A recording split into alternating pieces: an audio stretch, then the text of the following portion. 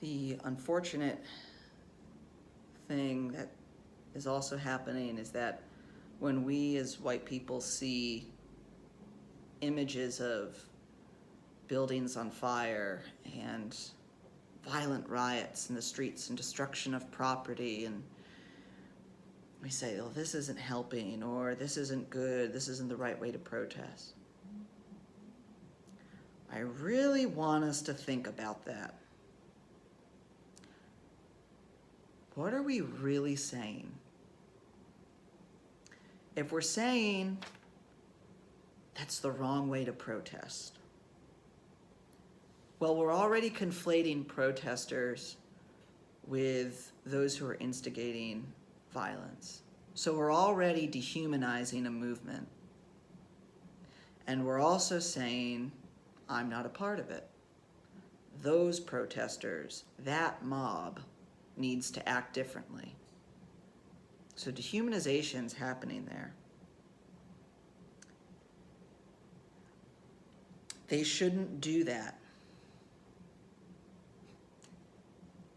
As if that was a reason for most of us as white people to not join this protest already.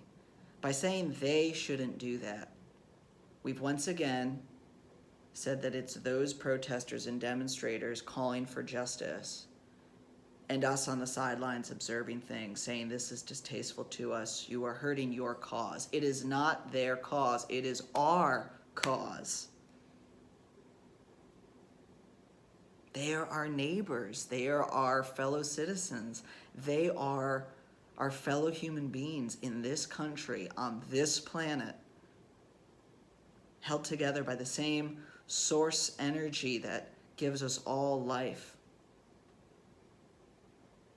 So let's not pretend that acts of violence that are distasteful to us that come about from these protests are the reason we don't feel like we join in. We already don't feel like we're part of that movement, and we have to ask why. And we have to have humility about that and not act from a place of shame or guilt, which will spur the wrong response. Response is based in fear. We need to operate from a place of humility and act with a sense of love and compassion and passion for justice here. And how dare we tell people how they should grieve? If one person feels like there's a genocide in this country, if you felt like you were part of a genocide, would you not do everything you could to raise attention? Yes, destruction of property and the diminishment of livelihoods and chaos, it's hard to watch, but it is the language and the voices of those who've repeatedly done the things that we are told we are supposed to do in a democracy and are not heard.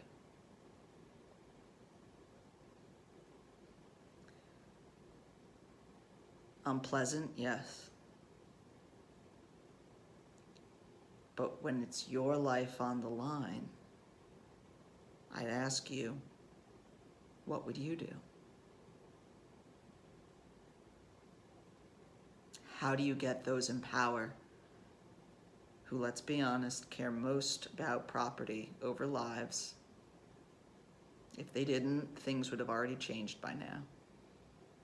That business matters more than justice for Black lives, well, then that's what needs to be targeted. And I'm not condoning the violence, I'm not condoning destruction, but I understand it. And it's time we all understand it.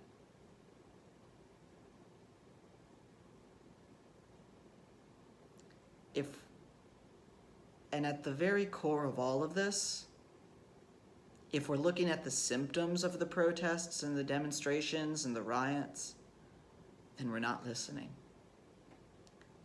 If we are not asking why Black people and people of all colors within these demonstrations are angry, are clamoring for change, are demanding justice, if we're not asking why, but instead judging and dehumanizing, labeling and objectifying by calling it a mob and violent and I feel unsafe, we don't care about them. We are saying we don't care. We need to listen. We need to really listen. And if you feel unsafe, or a politician is saying you should feel scared, again, that's centering white feelings, white fears, white emotions over the very real fear of life that Black people feel every day in this country. So let us not dictate the tone and ways that our brothers and sisters should grieve in this country, that anyone should grieve, that it's hurting some cause.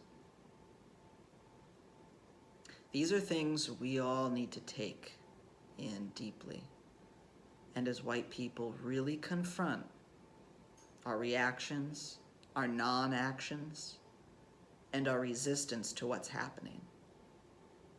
So I ask all of you, particularly the white people who watch these videos and who are most of my social circles for most of my life, it's okay to feel blame, hopelessness, anger, shock. But we can't use those to push what's going on away or put our heads in the sand. The only question is, how do we get involved? What more can I do? How do I prioritize this into my life? This is a prayer of love for the Black community, our Black friends and family, for loved ones and strangers who in this country should never feel that their lives are at risk while at a barbecue, in their own home, walking down the street. I know I don't feel that way. That's a privilege. So I pray for growth, healing, understanding, and unity and compassion in this time, and unity towards justice. And may we find ways to heal and thrive in the coming hours and days, weeks and months, to finally be that shining city on a hill that really demonstrates the best of what human beings can be. My blessings to you.